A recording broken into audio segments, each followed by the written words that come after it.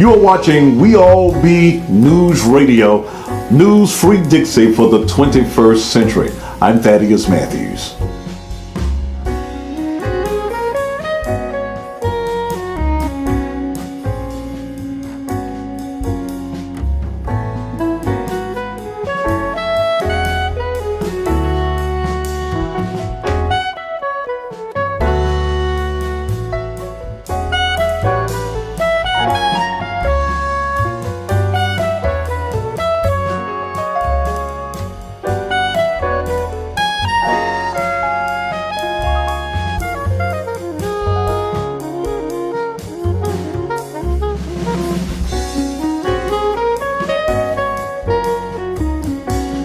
We All Be is honored to have on the one and only, the eighth wonder of the world, the media sensation, legend extraordinaire, one of the best investigative journalists on the scene today, representing the M-Town, the city of Good Abode, the one and only, the God made only, one of a kind, Brother Thaddeus Matthews. How you doing today? Brother, that's a whole lot of stuff that you put in front of me now. So, you earned all of that, man. And I just want to get started because people know you, they classify you as a shock jock, but I value you as an investigative journalist. And I want to know how you got started in the business. Radio was quite an accident. Radio was not something that I had planned to do. 1985. I think I was 20 some years old, 26, maybe about 26, 25, 26 years of age, and I was needing a job. I had always been in sales. Mm-hmm. So this radio station had just come to Memphis. That was a blues and gospel radio station, WXSS. Guy by the name of Purvis Spann out of Chicago, who owns WVON, come into Memphis, put this radio station on the air, and I was listening to the station, and they were soliciting salespeople. So I went to work at the station as a salesperson, but I'd always walk by the control room. And there was a guy on in the morning. The station was a blues and gospel station. Being in church all of my life, I knew gospel music. So I kept on saying, I can do that. And the guy's name was Brother Perry. He was an older guy with a jerry curl. And Brother Perry would lay back and the legs be cocked up on the board. And now we're going back to the days when broadcast boards had knobs, not the slides like now. They had the old turning dials.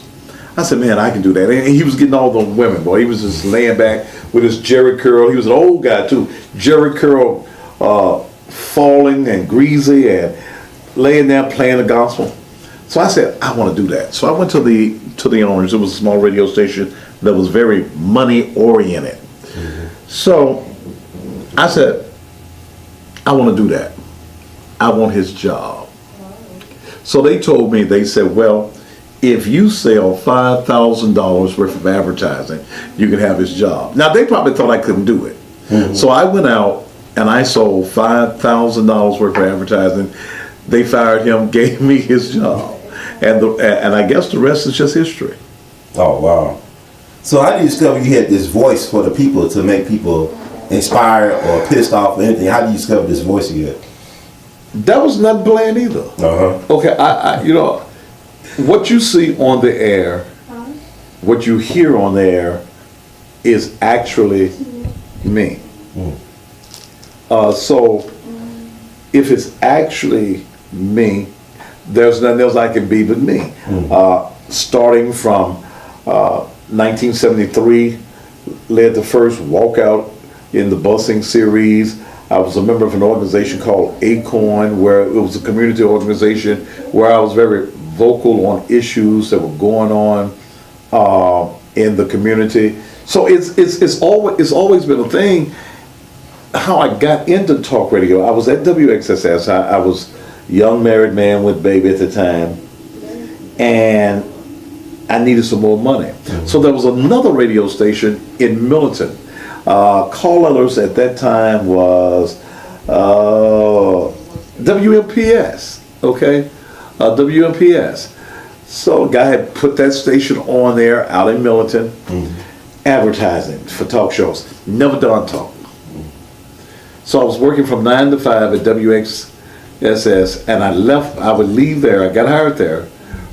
You know, I was the only black, so I was the token. I was, and I would work there from 6 in the evening to 12 midnight of talking. And I just got on there and I talked. I gave my opinions. I gave my views. I pissed a whole lot of folk out, especially white folk. And you know, I guess that's how I got into it. I'm highly opinionated, and I guess my views are somewhat controversial, but I believe that we all take a stand. What happens a lot of time in media, and especially black media, in corporate black media, is that black personalities on radio have a fear of being honest and saying what really needs to be said because of the corporate structure does not allow truth and honesty and realness to go across the airwaves. And since I've been independent most of my career in broadcasting, I said what I want to say. So how do you keep yourself on the air? I mean, you going against the establishment, you going against the corporate culture. How do you stay on the air? How do you stay so relevant all these years? How do I stay relevant? I probably hold the record of being on more radio stations than anybody. I found out a long time ago I could not work for radio stations because I don't fall into the corporate brand. I am a brand. Then I found out that the real way to make business, because I'm an entrepreneur, okay? Not an entrepreneur, but I'm an entrepreneur.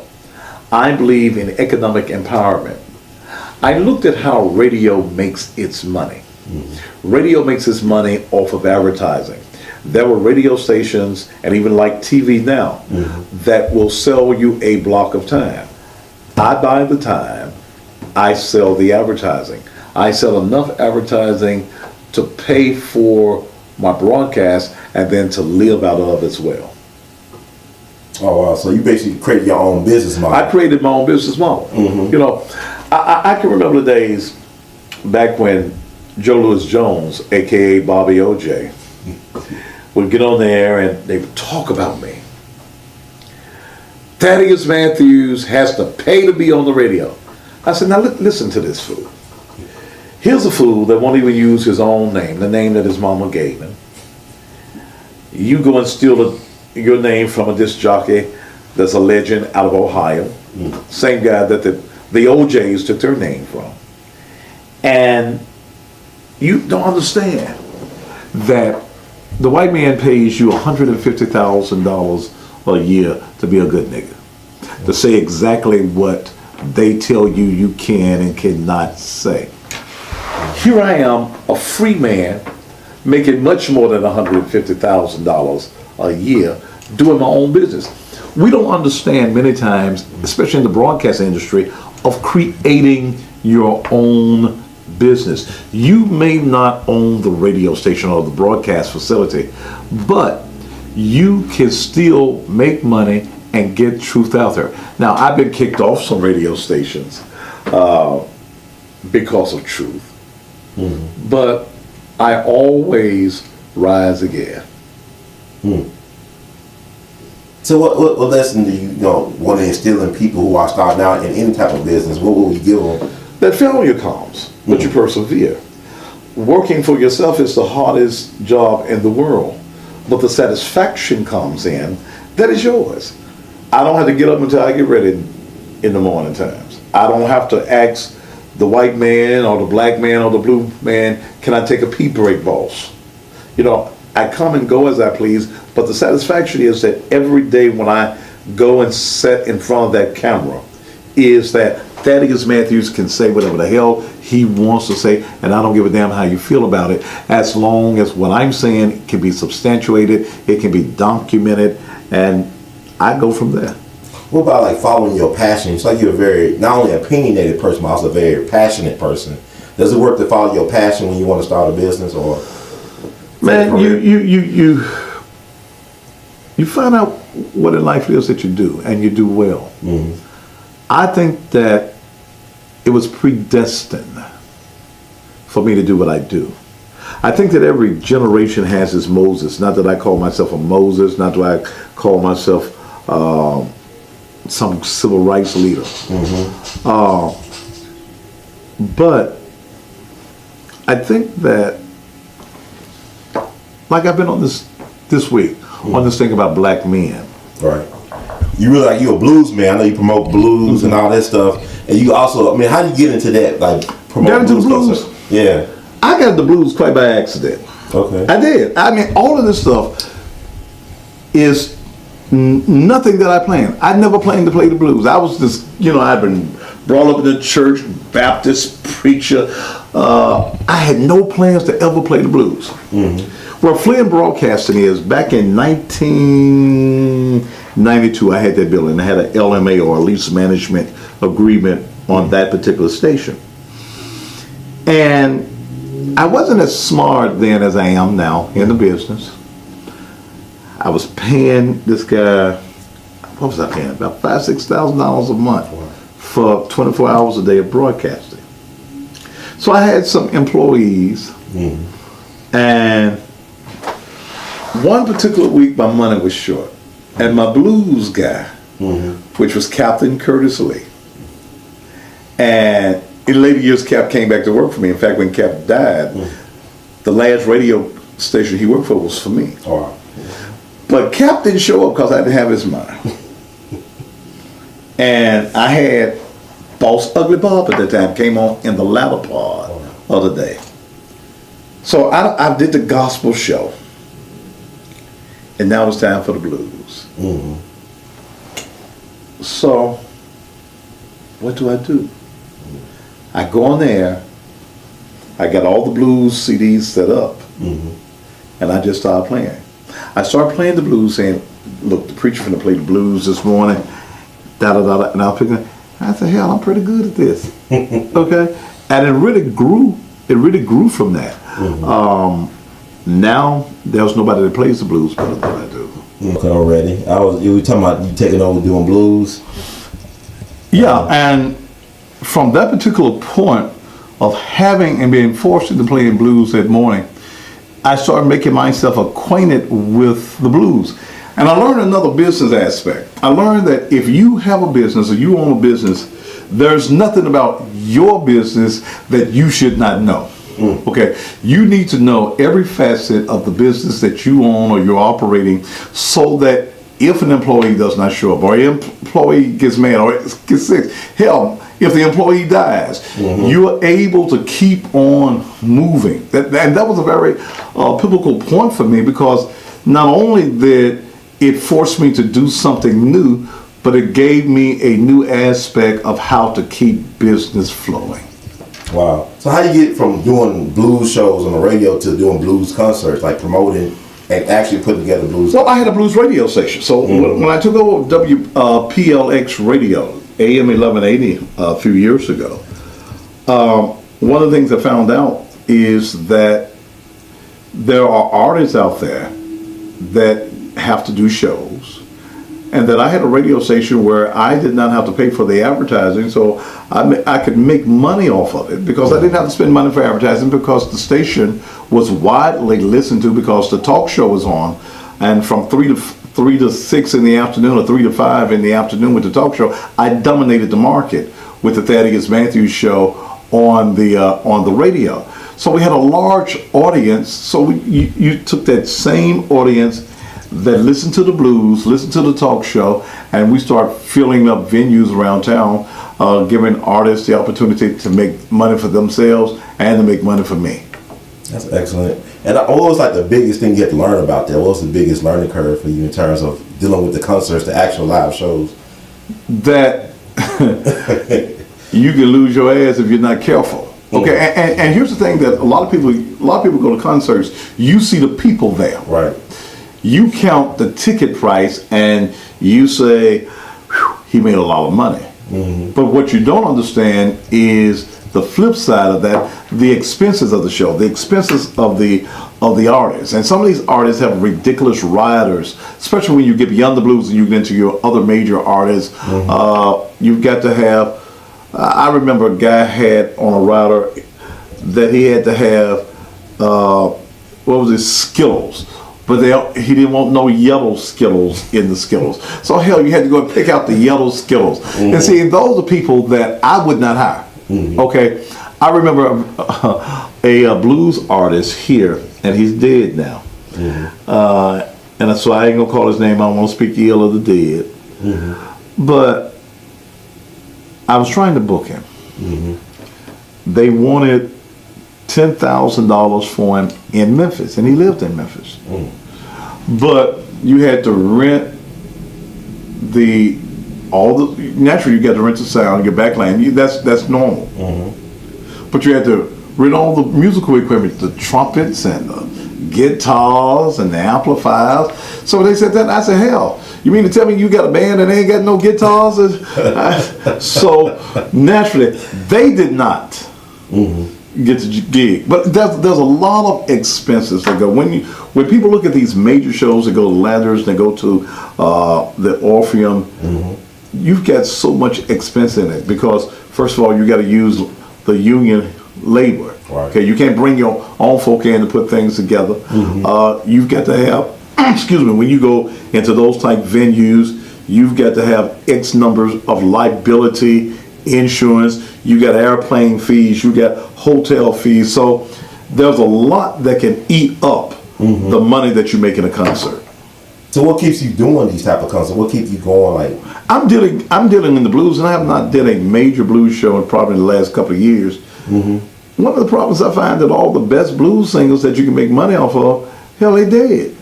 That's a good point. Yeah. Let me ask you this then. I mean, you know, as we all know that B.B. King passed away recently. And I just wonder, have you ever met B.B. King, by the way? I met him once. Met him once? Yeah, Can you recall, like, where you remember the... I met him at WXSS. WXSS was owned by a legendary blues shop in Purvis Spann, who's still alive. He's elderly now. His daughter's running WVON in Chicago. And Purvis he was the one that taught me a lot about promoting. Him and Little Milton.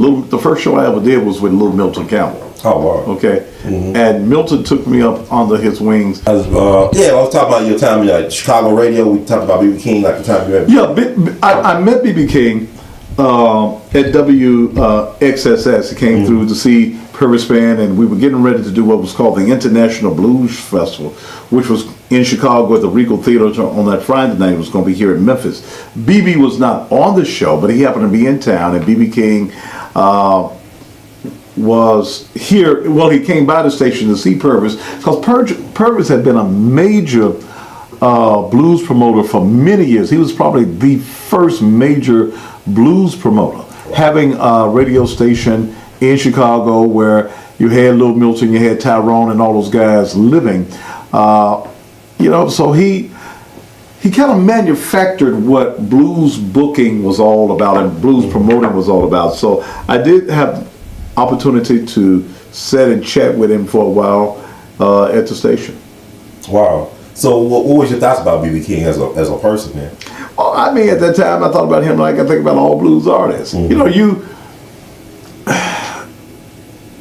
you use that word legend, and that he was. I mean, he surpassed most guys in this business on the national front and international front. He did something to the blues that most blues artists and recording artists never get the opportunity to do.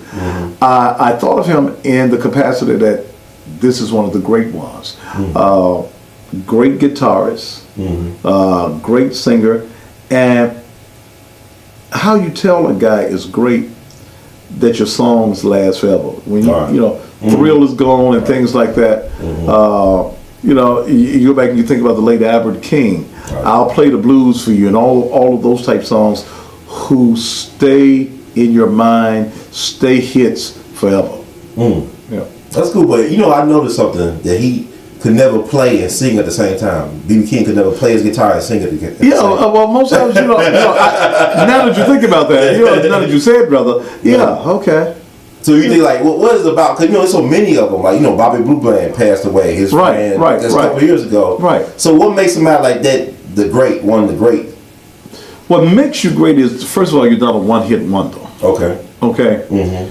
The older guys had longevity because they recorded good music. They recorded songs with substance.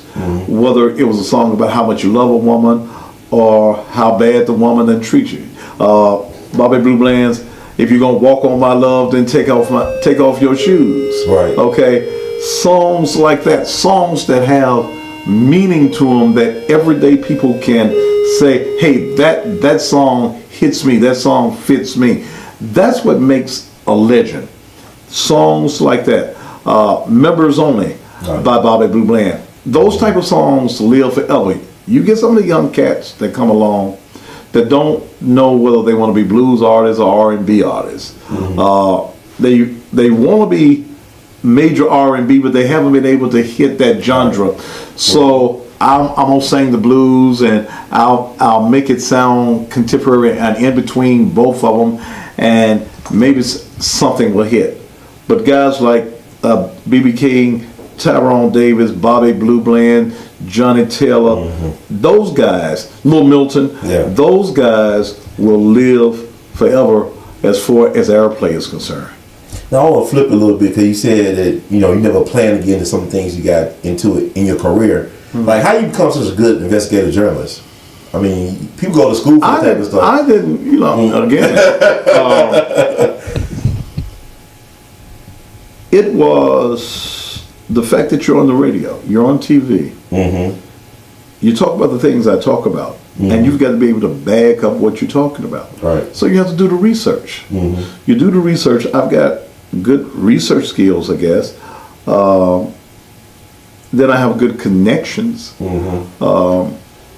So I'm able to just, people bring me information. Okay, I dissect it, then I start to dissecting into it to see whether it's factual or whether it's something that you've just made up. And then the more I dig into it, the more intriguing it becomes. I was looking at something, and I'm the only black television or radio personality that has ever made the front cover of the Memphis Flyer. And this was 2003. And I was going through some stuff as I'm getting ready to move, and I found this. I'm gonna frame this, politically incorrect, which gave my whole story, my whole life story, back in 2003, as far as my broadcasting and really my personal life as well. Wow. But I mean, like with you, like you're able to lead stories that a lot of the major networks around here are slowly catching up. 'Cause I remember the Ridgeway coach thing, where the coach got killed, and you don't want to actually break in the story and solved it. I've broken a lot of stories that mainstream media has attempted to take credit for. But people that listen to me and have watched me when the major stations would come out, breaking news, they knew it was not breaking news because I broke the story. I'm closely monitored by, well, hell, everybody, from the police to news agencies, to see what I'm saying, seeing what I'm doing. And a lot of the stories, and at one time, when I was off air, the major stations would call me to see if I knew what was going on, if I could put them in touch with people. And that was one particular station I did a lot for, and that was Channel 13, WHBQ. There are some stations I don't deal with, period. And the station that I don't deal with, period, is 3. I don't deal with 3 because Channel 3 has never given me a fair shake on their newscast. A lot of things have come up about me over the years that make the news, that some would say are negative. And I tell media, I don't mind you doing your job. I don't mind you telling the story, but at least tell the whole truth. Or allow me to tell my side of it. And 3 has not been fair with me, so I do no interviews. I do nothing with Channel 3. But I did a lot of stuff back in the day under the former general manager for 13. Wow. So what's your favorite story that you worked on, that you broke and investigated? I don't know. It's been So many, man. I can't go back and say what my favorite story is. You know, I've been doing this a long time. So to go back and talk about your biggest story, I guess my most controversial piece was the murder what's that? The murder that took place several years ago. Okay. It was Jesse Dotson. Okay. Oh, yeah. At that particular situation, where I put the pictures of the dead people. I remember that. On my website. Now, that became probably the most controversial story. But here's what happened for me with that. I put it out there. The media, those that did not know who Thaddeus Matthews was, when the media got through with that particular story, everybody in the Mid-South knew who I was. Right. There were so many people that hit my website. Nearly 500,000 people hit my website. It crashed. Okay, the same people who said that you shouldn't have put them on there were the same people who went to the website to see the bodies. So, I guess that's probably my most controversial piece. I don't know what to go back and say what my biggest story is that everyone followed is hard for me to remember at this time. You got so many of them, my God, and it's hard to recall, but it shows your value, what you represent. I think that what you do is missing in black media altogether today. In terms of, like, you know, back then they used to have a race beat where the black newspaper used to cover things that's happening, but right now a lot of things are happening to black folks around the country and around the planet. It's not being properly monitored by so-called black news organizations, but you are a black news organization. But what other black news organization do you have in Memphis? You have the Tri-State Defender. And when you get past the Tri-State Defender, you only have me. Right. Okay. There are no black news organizations or black independent voices on the air. I'm the only black independent voice on the air that's doing anything on a daily and a continuous basis. And my audience is large. My audience is very large, is very vast. God has given me favor with that. And I just enjoy doing what I do. But you'd be surprised at the large number of whites that tune in to me as well as blacks. A lot of times I'm walking downtown or I'm in the courthouse, and I stay in the courthouse a lot. They'll say, I sure enjoyed your program. I say, you don't have to hide. Right. You know, but the white audience understands that I do have influence. They do understand that I do my homework and that I have my fingers on the pulse of this community, and especially in the black community. And I say the things about black people that white people really want to say, but they can't get away with saying it. So the audience becomes a large audience because you want to know what Thaddeus Matthews is going to say tonight. I might not even like Thaddeus Matthews. I think he's a clown. I think he's a buffoon. I think he's a racist. But I got to listen to him. And that's all I want you to do from 7 to 9 each night anyway. Just tune in. But also people don't know too that I started to figure out this listening to you that you're an ordained minister, correct? Yeah. But you bash, when people say you bash and you criticize the church establishment. 'Cause we in the Bible Belt, right? But people criticize you for going after pastors and what some people call nigger preachers. So, I mean, what is your take on that? Well, being in church all my life and pastoring for a long time, I've been in ministry for over 40 years. Okay? So I know the tricks of the pulpit. Okay? I've been in the back rooms. I've seen how the money is handled. And one of the biggest things that has hindered black folk is the black church. See, the black church has taught you to wait to buy and buy when the morning comes, and you ain't supposed to have no things till you get to heaven. Hell, you gotta die first. Okay? We have not taught our people of the black presence in the church. We have not even taught black folk where the term missionary Baptist church comes from. And you'll notice only the missionary Baptist church is used with black church. Yeah. It was because you were the white Christian, you were their mission. And the first black preacher that was not called by Jesus. He was called by that white man because that nigger preacher could not read. So here, nigga, this is what I want you to read. This is what I want you to say. And I want you to let the slaves know that me as your master, I'm the same as your God. See this nice blonde hair I got. See these blue eyes I got. I'm just like God. And if you're going to worship God, you got to worship me.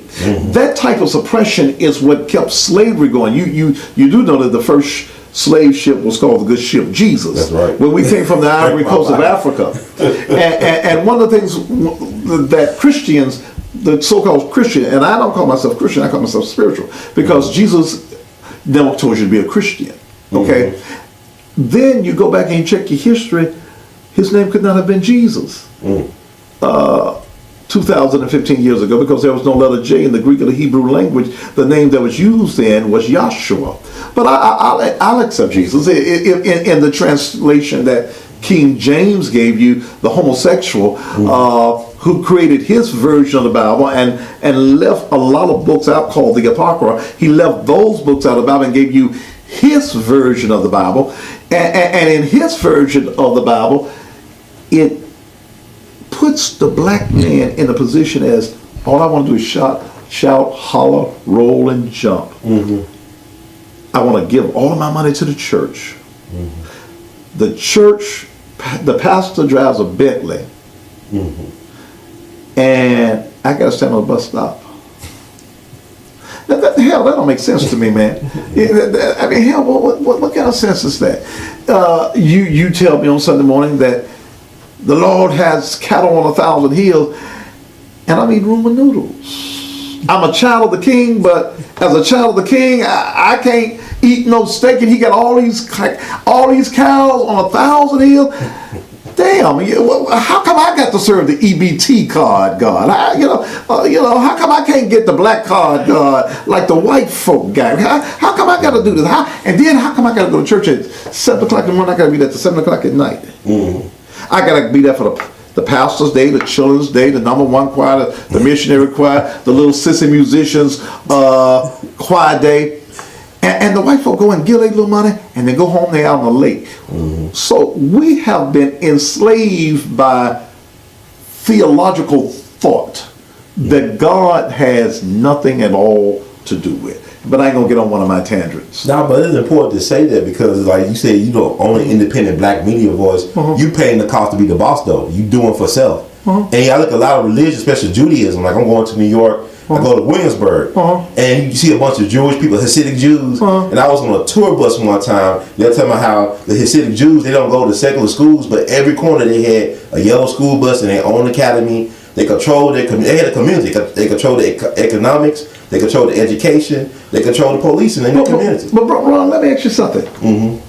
What if the black church, and there are over 3,000-4,000 black churches in Memphis and Shelby County, what if each one of those churches gave back 10% of the money that they took in every Sunday and put it into an economic empowerment program for the black community? That'd be powerful. Okay? Yeah. But that's not happening. Okay? It's not happening. You want to be the biggest preacher. You want to drive your Bentley. You want to talk about how many folk you shouted, how many folk you got in your choir on a Sunday morning, and your folk are living in poverty. Right. Okay? And you keep telling your folk, keep living on, you keep trusting in God. Well, the preacher's not trusting in God. That type of preacher that is preaching that, he's not trusting in God. He's trusting on you to come and be a fool each and every Sunday and leave all your money at the church. And when you leave, you can't even go buy a 2-piece at church's chicken. Come on. So is that really what God's want? Brethren, I wish above all things that thou mayest prosper and be in health, even as your soul prosper. As your soul prosper, your money ought to grow. Your pocket ought to prosper. Ain't no blessing in being poor, brother. You know what people say? They say money is the root of evil, but it's not money. It says that the love of money is the root of all evil. And you can love the things that money does. Right. But when money is the factor by which you're motivated totally. Right. Okay. Then there's where the problem that you can't do nothing for nobody. Right. Okay. But you supposed to have some money now. Oh Jesus! I can't go to Memphis like gas and robbery and tell them how much I love the Lord. Thank you. When I got 3 cars and they all got good gas tanks on them. I can't pull up at the BP, the Exxon, or the Mavco and say I love Jesus. Fill it up. It takes some money. The Bible says that the poor will be with you always. Well, those are the individuals that ain't gonna get up off their ass in the morning and go and get that money. Okay, I got to get up and go get it. As you've been saying here, you've been seeing folk bringing me because I'm an entrepreneur. That's right. Okay, I'm gonna sell anything legally that's gonna make some money. They've been coming and getting one of my favorite products in here today. Yeah, you actually read my mind every time I'm thinking about it. So you actually saying it, and so I appreciate that. I'm in good company. But I also want to ask you this as well, because I'm looking at what's going on. I've been to Ferguson a couple of times doing the summer, doing the Mike Brown thing. Talked to some of the young people there. I'm about to head out to Baltimore next week. And we saw the things that happened on the Exxon thing, the Northwest Prep, with the young people in last year, with the young people at the Kroger's. What is with the black youth in this city? I mean, what is the issue? Well, here's the thing I've talked about on air just this week. We get concerned when white folk kill us. If black lives matter, it should matter that we're killing each other. Notice in Ferguson, notice in Baltimore that you burn up your own community. Okay? Notice that while you're burning up your own community, where you live and reside, that the police don't do nothing. They let you burn up yours. But you're angry at white folk. But why aren't you going over to where the white folk live and burn up some of theirs? Because if you do, you are going to be slaughtered. I shared with my audience last night, there are 800 prison camps in this country that's totally operational right now. And they says, well, if there's a mass exodus from Mexico, then we'll have all of these places. The largest one is in Alaska that'll hold 2 million persons. Wow. No. If we go to war in this country as a race war, we are going to be put into prison camps. Okay? The executive order is already there. It's 21 executive orders that's been in place for over 30 years. All that the president has to do is sign off on it. The attorney general signs the warrant and you can be arrested. They can take over every facet of government. They can take over everything. The government already has that in place. What I'm telling young black men is we've got to out-strategize that. Do you realize, and I had State Representative Touche Parkinson on my show Monday night, that the state of Tennessee has a contract with CCA. The headquarters in Nashville, right? The prison system. Yeah. To keep the prison system 96% full, okay? Or the state got to pay CCA. Now, if the state of Tennessee has a contract to keep the prisons 96% full, do you think that the state of Tennessee really gives a damn about rehabilitation? Okay? And who is it that is filling up the prison systems, not only in Tennessee, but all over this country? It's young black men. Right. We've got to sit down and we've got to talk to our young black men and change the mindset. Bible again, be ye transformed by the renewing of your mind. Nothing can change with our young black male until the mindset changes. But us old dogs, we're going to have to change our mind and not be fearful to go into the community and talk with the guys on the hood. Because I'm amazed, man. Okay? I'm amazed when I go down to the ice bar, I go somewhere and I'm on the streets, and young men know who I am. They say, man, you're the realest dude on TV. You be talking that talk, you crazy, but you real, man. Okay? All our young men want is some real conversation. Right.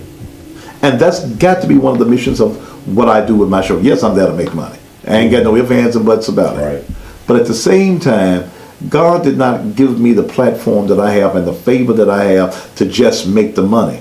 I've got to be a voice for those who are crying in the wilderness, and our people are perishing for the lack of knowledge and the lack of understanding. So our young people, our young girls are going to have to understand that there is a way of life that they have found that is not the right way. We look at our young girls. You've got multiple babies by multiple men. By the time you're 25, 26, 30 years old, we've got to change that. But the mindset must start somewhere.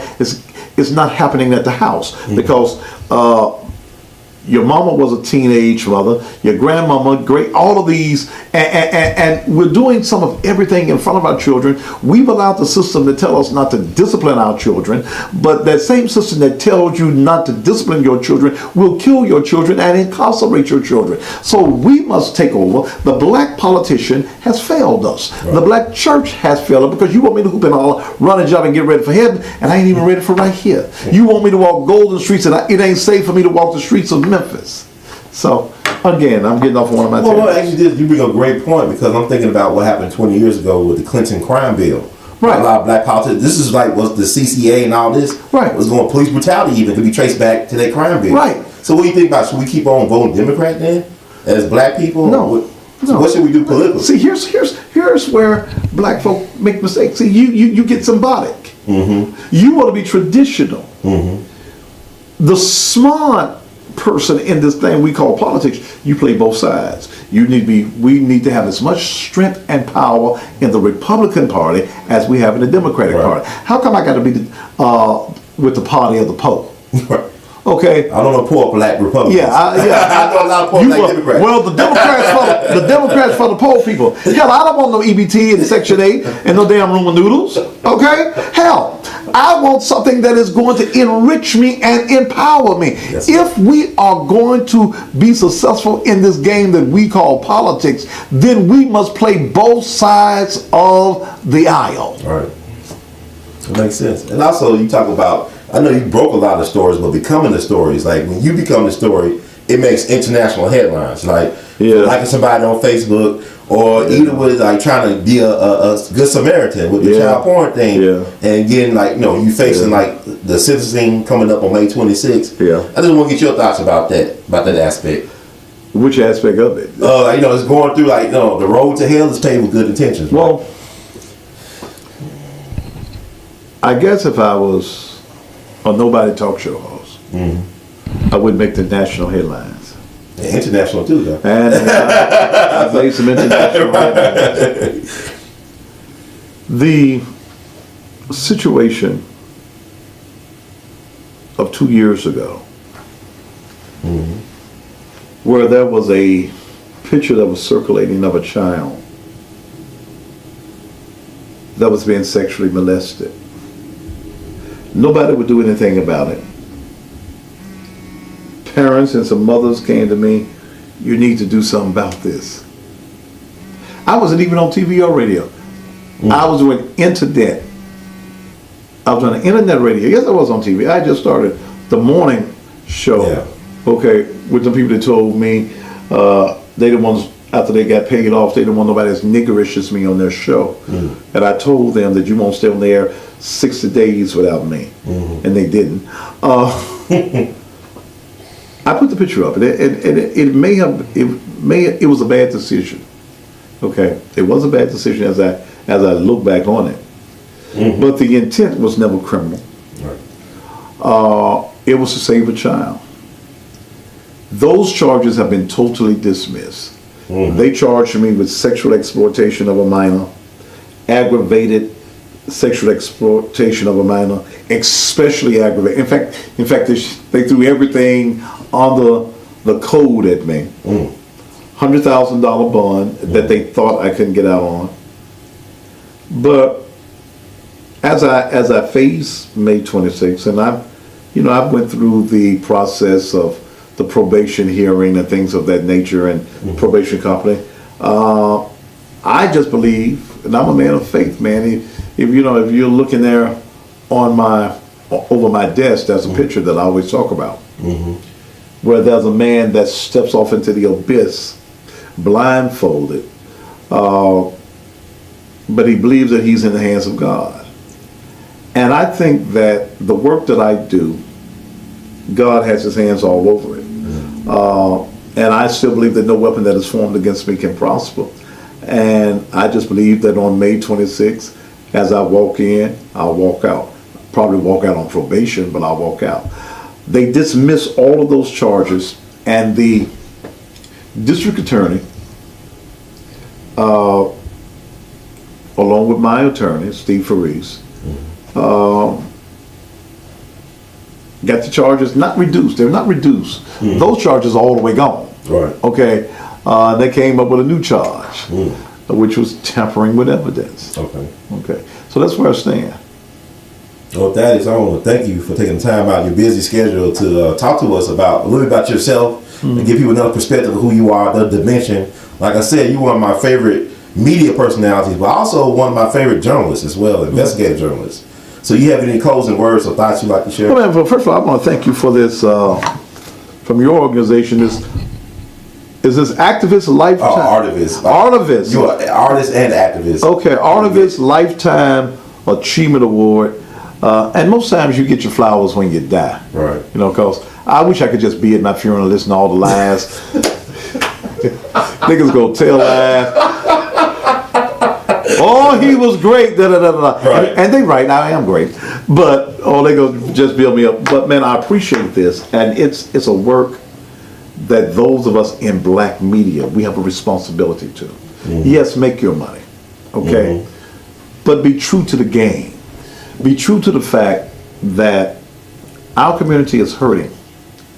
And somebody has got to stand tall and somebody's got to stand firm, even when everything's against you. You got to still do what you got to do. And that's what I plan to keep on doing. After May 26th, the ball still keeps on rolling. We keep on doing what I need to do for this particular community, and especially the black community. I have people who say often that you talk down a lot about the black community. I said, well, I tell the truth about the black community, and too long we have failed to want to hear the truth, but we can't be free. If what Scripture says is correct, know the truth, and the truth shall make you free or set you free, then I can't give you freedom unless I give you truth, and I want to see you free. I heard that, brother. And who was your most interesting person you ever met in your life before I go? Most fascinating person or just intriguing person? The most intriguing person I've ever met? You can say you. I mean, outside of me. I don't know. It's hard to say. I've met a lot of people. I don't know who I would say, but the people that I find the most intriguing are people that you wouldn't even know their name. Okay? That's right. Who have no title, who have no real status in life, that if you see them walking down the street, but if you stop and have a conversation with them, you find out things about life that you never knew. Those are the people that I find intriguing, the common, everyday person. One more scripture and I'm going to let it go. The Bible says, and the common people heard him gladly. What makes Thaddeus Matthews successful, and some have called me this legend and this icon, is not the big shots, because I don't go to the parties, I don't go to the functions, I don't run with any of them, but I hang with the common people. I was at a local Whitehaven club last Sunday night, and people were amazed that Thaddeus Matthews was in this club called Ralph's in the heart of Whitehaven. But that's why I'm most comfortable with the people who have made me successful. And one of the things that some of us as blacks in media make the mistake of is thinking that we're better than the folk that watch us and listen to us. Because without the common man, I would not be the man that I am. Yes, sir. In the words of Great Duke Ellington, we love you madly and keep on producing this and pushing, sir. We really appreciate that.